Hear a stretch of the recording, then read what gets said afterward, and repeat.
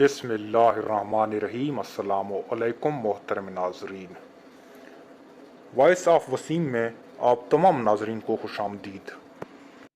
हमारा हौसला अफजाई के लिए चैनल को सब्सक्राइब कर दें। कुरान करीम की सूरह सब्बा में अल्लाह पाक हज़रत सुलेमान अलैहिस्सलाम का जिक्र करते वक्त फरमाते हैं, उसके लिए बनाते हैं जो चाहता है ऊंचे ऊंचे महल और तस्वीरें और बड़े बड़े हौजों के बराबर तालाब और लंगरदार देगें। ऐ दाऊद वालो शुक्र करो, क्योंकि मेरे बंदू में बहुत कम है शुक्र करने वाले। इस आयत मुबारका से हमें पता चलता है कि अल्लाह ताला ने अपने पैगंबर हज़रत सुलेमान अलैहिस्सलाम को ऐसे मोजज़ात अता किए थे जो इनके अलावा किसी इंसान को क़यामत तक नहीं मिलेंगे। आज से 3000 साल पहले बनी इसराइल, जो कि हज़रत याकूब अलैहिस्सलाम के नस्ल से हैं, फ़लस्तीन के अंदर आबाद थे और ये कई कबीलों के अंदर तकसीम थे। इनके ऊपर उस वक़्त बुत परस्त रोमी हुकूमत क्या करते थे, क्योंकि वो इंतहाई जालिम और जाहिल लोग थे। बनी इसराइल के पास ना कोई हुकूमत और ना कोई फौज और ना कोई सरबरा और बादशाह था जिसके नीचे ये लोग उनसे जंग करते। और अल्लाह ने पहली बार अपनी पैगंबर दाऊद अलैहिस्सलाम की सूरत में बनी इसराइल के दरमियान भेजा, जो इनके पहले बादशाह बने। जब फ़लस्तीन से जंग के दौरान एक बहुत बड़ा जायंट यानी बहुत बड़े साइज के फौजी से दाऊद अलैहिस्सलाम का सामना हुआ, दाऊद अलैहिस्सलाम उस वक़्त कोई फौजी नहीं था, बल्कि अपने भेड़ें चराया करते थे। लेकिन जब कबीले के लोगों ने ये ऐलान किया कि जो भी शख्स इस बड़े जायंट यानी जंगजू किस्म के फ़लस्तीनी शख्स से लड़ाई करेगा और उसे जंग में के अंदर मात देगा, उससे हम अगला बादशाह चुन लेंगे। क्योंकि ये शख्स सामने आकर बार बार बनी इसराइल को ताने दे रहा था कि क्या तुम में कोई एक मर्द भी नहीं जो मेरा मुकाबला कर सके। लिहाजा दाऊद अलैहिस्सलाम ने सिर्फ एक पत्थर के वार से ही उस शख्स को, जिसका नाम जलूद था, उसे मौत की नींद सुला दिया। और शर्त के मुताबिक बनी इसराइल ने अपना पहला बादशाह दाऊद अलैहिस्सलाम को चुन लिया, जो कि पैगंबर भी थे। और उस वक्त के बाद उनके बेटे सुलेमान अलैहिस्सलाम बादशाह बने, जिन्हें अल्लाह ताला ने बेशुमार मोजज़ात अता किए थे। मिसाल के तौर पर अल्लाह ताला ने हवाएं उनके कंट्रोल में कर दी थी, चूंकि उन उड़ाकर कुछ ही मिनटों के अंदर उन्हें वहां तक ले जाती जहां एक घोड़े को भी पहुंचने में महीने लग जाते। चूंकि सुलेमान अलैहिस्सलाम ने अल्लाह ताला से दुआ की थी कि ऐ अल्लाह, मुझे ऐसी सल्तनत अता कर जो ता क़यामत तक किसी और को ना मिले। और अल्लाह ताला ने उनकी ये दुआ ऐसे कबूल की कि पूरी दुनिया पर जहां भी इंसान मौजूद थे और इंसानों के अलावा जिन्नात, जानवर, परिंदे और सभी मखलूकात पे उनकी हुकूमत थी। पूरी दुनिया पर सिर्फ एक हुकूमत थी और वो थी सुलेमान अलैहिस्सलाम की। वो जानवरों और परिंदों की ज़बान समझकर उनसे बातें किया करते थे, और जिन्नात, जिन्हें आदम अलैहिस्सलाम के ज़मीन पर आने से पहले कैद कर दिया गया था, उन्हें सुलेमान अलैहिस्सलाम के दौर में एक मरतबा फिर आज़ाद करके उनके कौम में आजमाइश के तौर पर भेजा गया।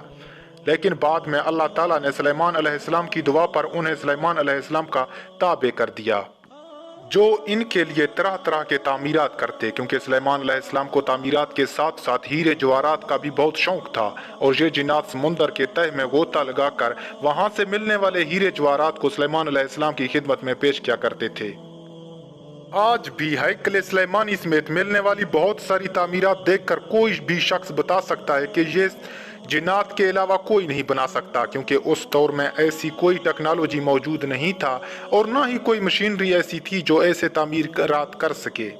इसके अलावा ये जिन्नात समुंदर के तह में गोता लगाकर ऐसे मोती और हीरे सुलेमान अलैहिस्सलाम को पेश करते जो इनके तख्त के अंदर और सर के ताज में भी मौजूद थे। कुरान करीम में सूरह सब्बा की इस आयत पर अगर गौर करें तो हमें वाज़े तौर पर तस्वीरों का लफ्ज़ मिलता है कि वो जिन्नात ही तस्वीरें बनाया करते थे। यानी जाहिर है कि वो डिजिटल कैमरे का दौर नहीं था जो हम उनको ऐसी तस्वीरें कह सकें, जो कि आज के ज़माने के अंदर जो हम कैमरे से खींच कर देखते हैं। क्योंकि उस वक़्त तस्वीर किसी पत्थर को तराश कर बनाई जाती थी, जो किसी इंसान के बस में नहीं था, क्योंकि ये आज से 3000 साल पहले का दौर है।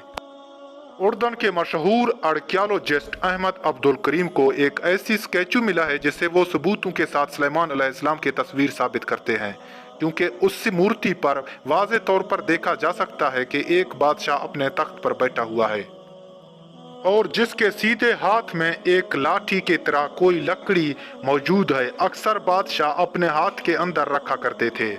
इनके हाथ में भी देखा जा सकता है, क्योंकि ऐसे साइज के अंदर असा या हाथ में रखने वाली लकड़ी से बहुत छोटी होती है।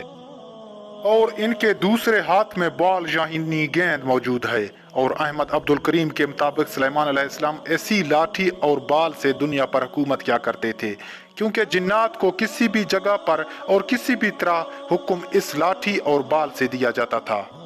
ये दोनों चीजें बनी इसराइल के लिए उस वक्त भी बहुत अहम थी और आज भी उतने ही अहम हैं।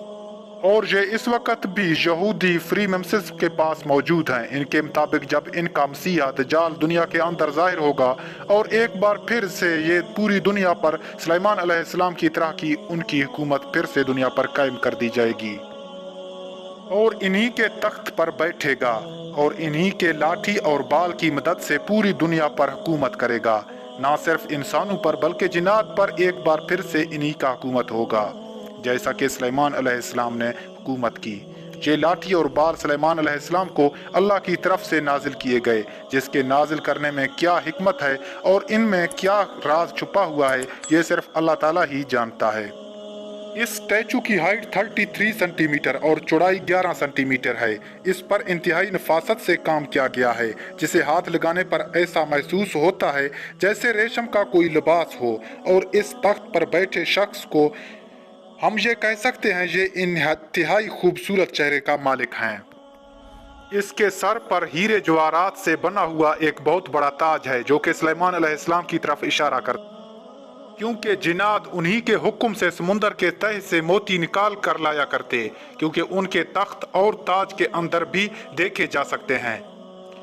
उन्होंने एक नफीस रेशम जैसा लिबास पहना हुआ है, जो कि आज के टोप जैसा दिखता है, जैसा कि अरब के लोग पहनते हैं, क्योंकि इस लिबास के बिल वाज़े तौर पर देखे जा सकते हैं और उसके बिल किसी सख्त कपड़े पर बिल्कुल नहीं बनते, बल्कि रेशम की तरह नर्म कपड़े पर बनते हैं।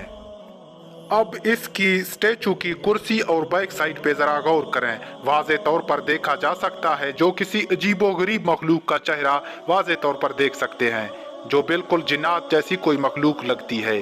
पर सवाल पैदा ये होता है कि आखिर ये क्या चीज़ है और इसकी सुलेमान अलैहिस्सलाम से आखिर क्या ताल्लुक है।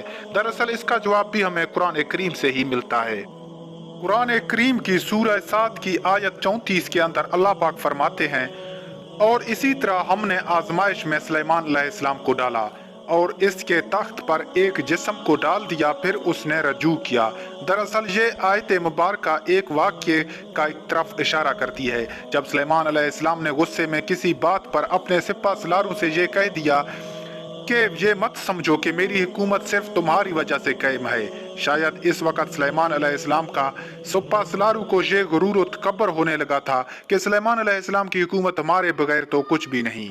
लिहाजा आपने उनसे गुस्से में फरमा दिया था कि मैं अपनी तमाम बीवियों के पास जाऊंगा और उनसे बेतहाशा औलाद पैदा होगी, वो बड़ी होकर मेरी ताकत और मददगार बनेगा। मगर उस दौरान वो इंशाअल्लाह कहना भूल गए, यानी अगर अल्लाह ने चाहा।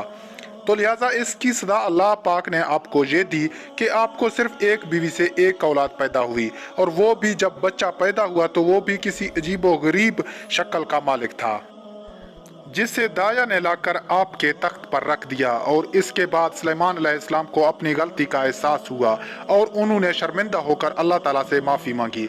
दरअसल इसी बच्चे की तस्वीर को स्टैचू के बैक साइड पर देखा जा सकता है और इसी बच्चे की तरफ ये इशारा कर रही है।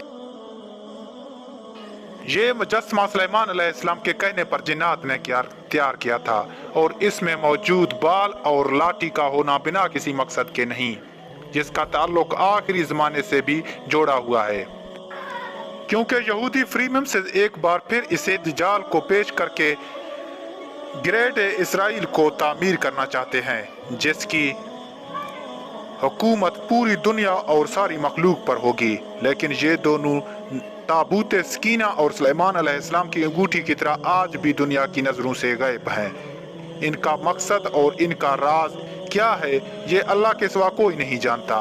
लेकिन आप इस बारे में क्या सोचते हैं, हमें अपनी कीमती राय से कमेंट बॉक्स में ज़रूर बताएं। मिलते हैं नेक्स्ट वीडियो में, तब तक के लिए खुदा हाफिज़।